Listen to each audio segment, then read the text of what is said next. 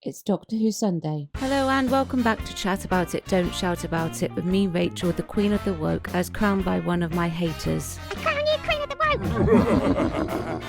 Let's chat about it. Today we are kicking back and relaxing from the chaotic news, or at least we're trying to, with a review of Doctor Who. Today we are reviewing The Long Game by Russell T Davies, which aired on the 7th of May 2005. It was voted by you, the subscriber. If you would like to vote on the current poll, please head on over to the post page where you can find it. It has been uploaded a little bit late. I do apologise, but it is there now.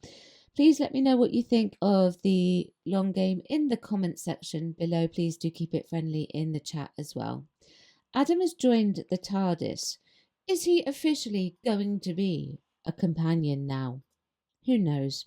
All that we really learn about Adam in this is that he's reckless. The Doctor, Rose and Adam land on Satellite 5, floor 139. Everything appears to be thriving there. The only thing is that it's really hot. The Doctor gives some currency to Adam and Rose and they go off to explore, and the Doctor does the same. He meets Kathaka, and then this is where the story really begins to start. He, Rose and Adam join Kathaka as part of an inspection. They watch Kathaka connect her forehead. Well, her forehead opens to reveal her brain. Let's just put it like that. She spikes. It's an information spike, apparently. And she starts receiving the news. Her brain is essentially the computer. Meanwhile, on floor 500, where it is icy cold, there is the editor. He notices that there is something, or someone, I should say, on floor 139 that shouldn't be there.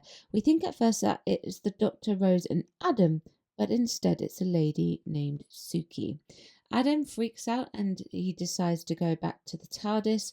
Rose gives him the key and he leaves with her phone, which he had been using earlier to call home. He finds a news stand and he decides to call home with that mobile to leave a voicemail where he tries to transmit the signal, right? However, it is rejected and he is sent to floor 16. He decides that he's going to, with his unlimited credit, get an information spike put into his head.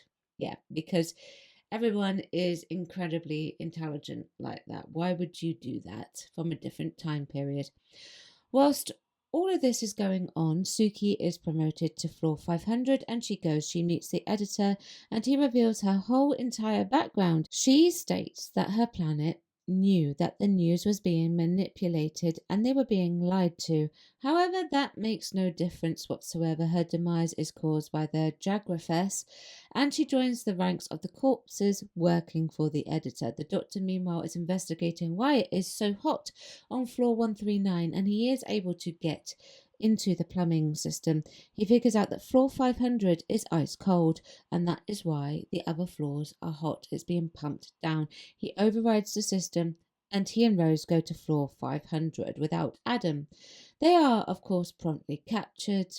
That's to be expected, and they discuss all the things that are going on at Satellite 5. The editor also wants to know about the Doctor. However, the Doctor is naturally, of course, very elusive, as he always is in these situations. The editor is able to work it out there because his mind gets connected to Adam's. Adam had decided to use his information spike for his own personal gain to transmit news home to the voicemail so that he could decode it later.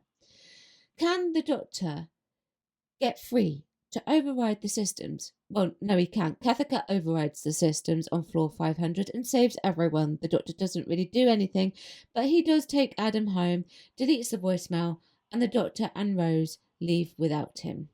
And he is no longer a companion. Not that he ever really was a companion. Okay, I will say this. This is better than the average RTD story, alright?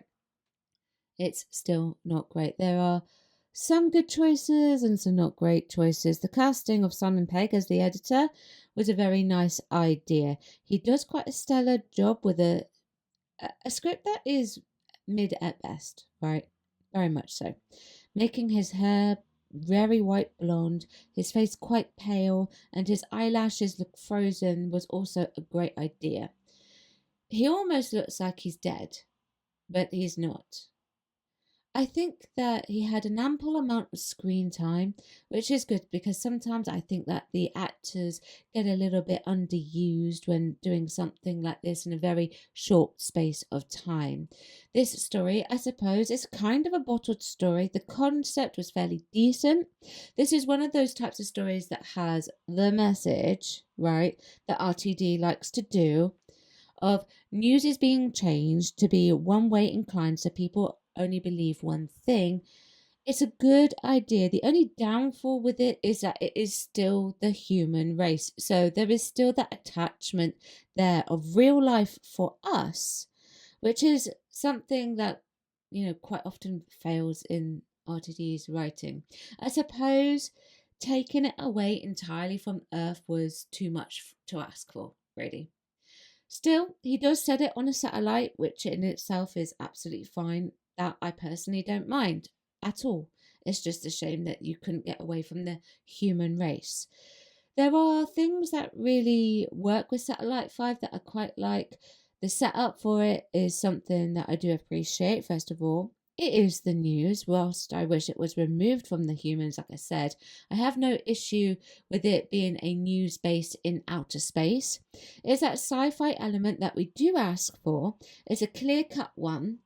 There's also this mystery around floor 500 as well, and the fact that no one returns. I like that idea very much indeed. The biggest question that we ask is, why don't you come back? I must say that I like the reasons as to why you don't come back from floor 500, and I like that they use Suki as the lady who has infiltrated the satellite to do the bidding of the Discovery, as opposed to the Doctor doing that in that sense. I don't mind it. She gets promoted, and we have this wonderful jump scare of a corpse landing on her when she gets to floor 500. Very, very well done. Very well done indeed. Also, did you guess that it was Suki that was the one that shouldn't be there? For once, I didn't. I thought that the editor had clocked the Doctor and Rose immediately, but he hadn't. Hats off to RTD for fooling me with that one. That's a first. It makes a change. Now, did Suki really have to die? That is also a question. I personally don't think she should have. It would have been perhaps made for much more of an interesting concept if she were just the prisoner. I say this because we have a nice character background reveal for her. She wants to find out who is controlling the satellite because she knew that the people were being lied to. I say that it would make much more sense for her to be captured because a little while later the Doctor and Rose end up on floor 500 and are unsurprisingly captured instead, which in the end results in the Doctor not saving the day, which is a huge negative for me. And it's oh oh I tell you something, it's something that I've actually noticed more and more when I'm sitting down and really analysing the stories written by RTD from back then. It's something that I easily picked up on during the Gatwa era, but not so much the Eccleston one. That could also be age related as well. I will say that. I was trying to work out what it is difference wise as to why it did not have so much of an impact. But, like I say, it could have been age. I think that the writing quality is a stark contrast. Back when Doctor Who first came back, RTD would have had to have a much of a tighter rein and be much more controlled. When he came back, he had total control and the writing was not up to par and it was inconsistent.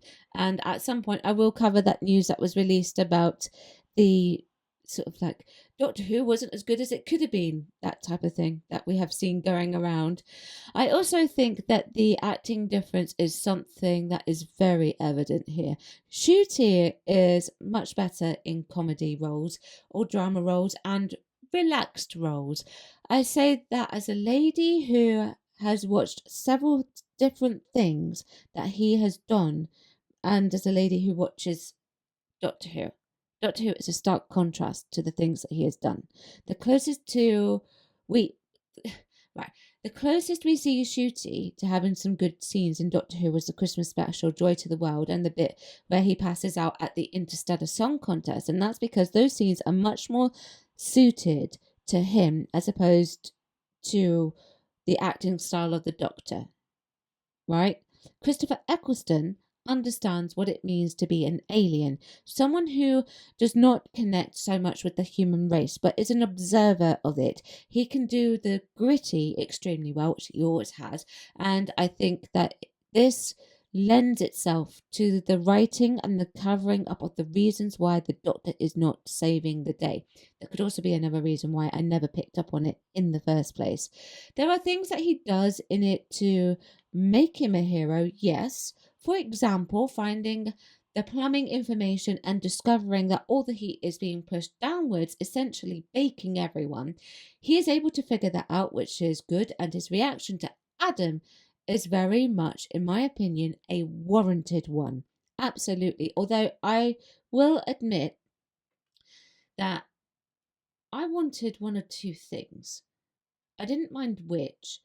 Adam to not be in this story altogether, or for him to present a danger to the Doctor throughout the entire series. I think if I did have to choose, I would choose the latter, presenting the danger. It's always interesting to have a dangerous companion in the TARDIS. Yes, I know it's been done before in Doctor Who, but in this case, Adam has no redemption arc, whereas Turlough did. Turlough was also being manipulated and Adam wasn't. So I think it would have made very, very compelling viewing to have gone with it throughout. So yes, I like the fact that Adam was reckless and that he joined the TARDIS. I just wish it was played out more than what it did. I also remember figuring out that perhaps everything that he was doing was a facade. It was kind of obvious. I think that given his background and what happens to him in his previous story, that in all honesty, this would not have been much of a shock, right? It was either writing inconsistencies or just a bad choice overall. One of the two. What do you think it might have been? And Rose. Rose wasn't exactly thinking clearly in this, was she? Showing him her phone and how it worked, but then not getting it back? Come on. I mean, showing him the phone and how it worked in like different time periods is not the issue. The fact that she just did not take it back. Like, come on, girl. You want your phone? What if you have to phone your mum, right? And also giving someone who is very new to the TARDIS the key to the door that the Doctor wouldn't just entrust to anyone. Come on, Rose. Come on. Too busy showing off to think logically, I think. By the way, I also just want to mention that the Doctor says Adam was Rose's boyfriend and she says not anymore. I don't like that bit. He was never Rose's boyfriend to begin with. Mickey was. Now, Adam's chaotic recklessness could have been detrimental to the Doctor. He's a character with arrogance and he is quite narcissistic. He thinks only about his own gain. It's an interesting contrast. I think that using Rose's phone to transmit the information and having it not work is a really good idea. This probably results in my favourite plot point from Adam. He goes to floor 16 and he has the spike put into his head because he has unlimited credit. I wish they had played out that storyline much more than what they did. Adam could have used that against the Doctor. I reckon Adam would have been easily manipulated too. Unfortunately, it does not happen. Annoyingly, the only thing that was used against the Doctor was the editor using the spike to read Adam's mind in order to use it against the Doctor. However, I do think that the Doctor was justified, like I've already said, in his response to Adam by taking him home. I honestly think that had this been another Doctor, then he would have flown off the handle. Like, very much more so, particularly from classic era. Instead, we get a very short, very blunt delivery, which was very fitting for the Eccleston incarnation of the Doctor. Now, the spike is the downfall of the editor-in-chief, the Jagrafess, of the Holy Hadrajasic Maxarodenfo. I think I've said that correctly. I do apologise if I've butchered that. It's not the first time I've done something like that when talking about Doctor Who.